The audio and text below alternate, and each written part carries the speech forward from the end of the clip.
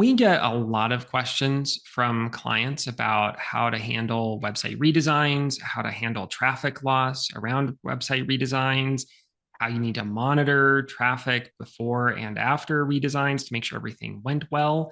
So, in this video, Andrea and I are going to dig into some questions that we often get from clients and some of the common challenges that we see working with clients on redesigns. So, Andrea, I'll pass it to you to start us off. What are some of the biggest considerations that we need to keep in mind? What are some of the things that we've probably told clients the most over the years? Yeah, I think one of the things that we spend a lot of time helping people understand is how their current site is performing. What are some of the things that are working really well? Maybe what are some of the things that aren't working so well that are a good thing to clean up in the new site if it isn't working well, or to just handle differently, or maybe maintain because it really adds value in its current state. And so I think a lot of what we do is helping people understand, where are you today, where do you want to go, and how can we help you get there technically. Um, Yeah. And I would just underscore it's like, yeah, you don't want to lose things that are working well right now, because that is where, and we see people do that, where all of a sudden they make changes to stuff, they change content, they change structure. It was actually doing really well. One of the biggest ones I know we've seen play out is people change internal link structures, or they change navigation structures. And it doesn't seem like it's that big of a deal, but it really does change, like, how's Google going to crawl? How are bots going to actually get through the site? Can affect users too, but it really does affect SEO in a pretty direct way. Yeah, I also think it's really interesting because so often there will be pages within the site that people forgot they even had, and they may be some of their top converting pages, Yeah. or they may have a lot of kind of unrealized importance to the site, and they might be on the list for on the chopping block and kind of a decommissioning or getting rid of content project ahead of a redesign. And then we come in and identify that, no, please don't get rid of that. Or if you're going to, let's be really intentional about how you handle it. And thinking about unrealized pages, that also takes on a new level with AI search when you think about it, because those unrealized pages, they might not get a lot of performance, they don't get conversions, they don't get traffic. So they seem like they're not that important. And maybe 2, 3, 4 years ago, the right answer for SEO would have been to get those pages off the site and just, take them away, let them 404. But now that might actually be good training material for AI bots to understand something about the site. And so the answer starts to change within the redesign, just further underscoring that when you do a redesign, there's lots and lots of things you need to think about. And you can't just make decisions. You can't just, make very simple decisions. You have to really think through what are all the implications for all types of bots as well as all types of users. Yeah. And you can cause lots of damage if you don't. Yeah, you're totally right. And I mean, that makes me think of one of the other common things we run into is um, the canonical URL structure. How are the URLs formatted? We can so quickly get right into the content piece of it, but then even at the foundational level, how are those URLs structured, both the home page to the interior pages, and seeing what a big difference it becomes if you are a www dot somedomain.com and you drop the www, or you add a trailing slash or things like that. So not just content changes, but even some unintentional like URL changes that can have a dramatic impact on performance. One of those other foundational ones that we've seen happen is schema gets changed. Oh, Um, for sure. I mean, that's, your schema, particularly on e-commerce sites, right, with product or, those kinds of things. I mean, but even indirectly, schema is influencing SEO in certain ways. And you drop that or it gets changed. We've also seen, maybe the overall schema type remains, but certain properties get removed or certain properties get dropped. So there again, it's like you have to step through the entire site, really understand, okay, what is working down to every nuance, every single detail. how are these things coming together from simple things like URL structure, schema, navigation, paths, as well as content. And no decision should be made lightly as part of that redesign process, because it can have very big implications, even with something that doesn't seem like it's that big of a deal, or doesn't seem like it's going to make that much of a dent. Yeah, absolutely. I I would add to that too. We've talked a lot about so what is changing about existing things.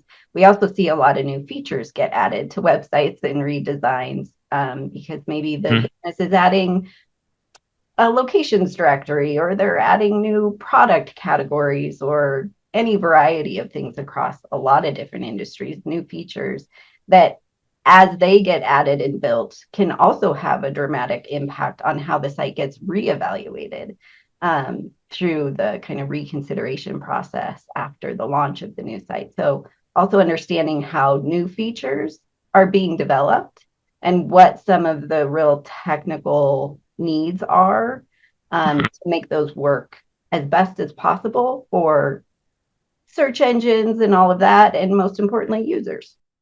Right. Well, and thinking about like the reconsideration stage, this is the next question that I think we get a lot is, okay, the site launched. How do I monitor things? What should I be looking at to understand all of those implications? And we see that with clients where, maybe you're monitoring user related metrics, which that's great, but there's also a lot of things from a search standpoint that we need to be monitoring too, um, to make sure things work correctly. Yeah. And there's so many tools available to help with that monitoring, but I think that also kind of takes us back to the beginning of you need to understand where you are today and track that, have some data set up for kind of your pre-launch phase and then also your post-launch phase. And within that, obviously we use like Google Search Console a ton to understand Mm-hmm. indexing and what that looks like, both from a pre and post launch process. And then to your point, GA4 and all the data embedded within Yeah. tools like that, Adobe Analytics, whichever analytics tracking platform you might be using. But you're absolutely right. Like monitoring becomes super important. And it also gives you a quick way to identify, oops, something maybe didn't go exactly as we planned. How do we quickly troubleshoot it and fix it? Yeah. Well, and yeah, and you said Google Search Console. I mean, there's a lot in there to pay attention to. I mean, I think, performance, obviously, that gives you a lot. The page indexing report gives you a lot. But we tend to find a lot in crawl stats that gives you sort of that leading indicator. So crawl stats is going to tell you, okay, this is what Google's crawling, this is what they're paying attention to. And you start looking at it, we've found lots of what we refer to as sort of hidden treasures in there, where it's just these URL structures that don't make sense or weird things that Google has found. Because when Google is doing that reconsideration, they are looking for everything. They're digging deep on the site and they are going to surface things that if there's a problem somewhere, they're likely to find it, even if Screaming Frog or whatever tool you're using doesn't come across it. Google has a way of finding those things, and crawl stats is your best bet. If you find that stuff later on in indexing or in the performance section, it's almost too late. At that point, you have to start at the crawl stats level. That's a really good point. That is kind of fundamentally the most important place to start. And you do get that leading indicator of potential issues that are coming your way after the relaunch and redesign. What do you think about other tools from like Bing Webmaster Tools or places like that to also monitor? Yeah, everybody always forgets about Bing, as do we occasionally. But I mean, Bing Webmaster Tools does have some good stuff. I mean, they have that site crawler tool, Yeah, which, okay, it's not as thorough as what you're going to get out of Screaming Frog or an actual tool, but like a dedicated crawl tool. But it is a way to make sure the search engine can crawl through the site. And while it's easy to kind of dismiss Bing as an afterthought in search a lot, I mean, it's increasingly not the case anymore. I mean, Bing does influence ChatGPT's search results. That's growing. Now, it's not going to rival Google at this point, but it's still something to pay attention to. And if nothing else, it gives you a different perspective Mhm. um, about that. I mean, thinking about it too, there's other tools outside of Search Console, out of Bing by Master Tools, out of analytics that we use too to understand things and monitor things. Because I'm also thinking and we do a lot of digging into things with dev tools and helping clients figure out, okay, where are problems located on the site? That's another one that can be really valuable and help us identify things. Yeah, yeah, you're absolutely right. And tools help you really uncover some of those opportunities and what can be done. So kind of getting back to some of the what are the biggest maybe challenges, opportunities, phases of things that we look at in a redesign? What else have we maybe not covered within um, what we've already been talking about here today? I think the other thing that we haven't covered is just kind of to think about what the expectations are when you're monitoring things. Because when you go into a redesign, I think there's this expectation of, well, I did everything right. I did look at my current site. I did handle everything. I did, everything. And we've done that too. And when we relaunched our sites last year, we had that thought of, we know what we're doing. We've done hundreds of redesigns, and even for us, that was the expectation that everything's going to be fine. And that's just not the way it works. I mean, even if you do everything perfectly, you can see a drop in traffic. If you think things don't go perfectly, you see an even bigger drop. But I think that's the other part as we think about monitoring and preparing for redesign is to really set the expectations correctly. What's actually going to happen? It's not going to, necessarily be a huge jump right away in your traffic. And best case scenario is a small dip, more than likely, um, and not, too long of a dip is kind of what you're aiming for. And that's something that I know we've had to help a lot of clients with is how do you set those expectations? Yeah, you're absolutely right. And setting expectations across all levels of an organization, across multiple teams who have all invested time and effort into it, because everyone goes into a redesign with the hope that we'll see traffic just climb and climb and climb. And from an organic perspective, we know it just takes time. Google has to, and other search engines have to go through and understand new site structure, depending on how big of a technical change, if you move content management systems or things like that, it can really influence Google's ability to re-understand what's happening on the site. And during that process, we just see that flat or a little down is actually very positive for a little while in a lot of cases. And that then hopefully after that season of reconsideration, you move into a stronger performing site overall. But I know everybody kind of waits with anticipation to see traffic just explode after the redesign and that's not always the case.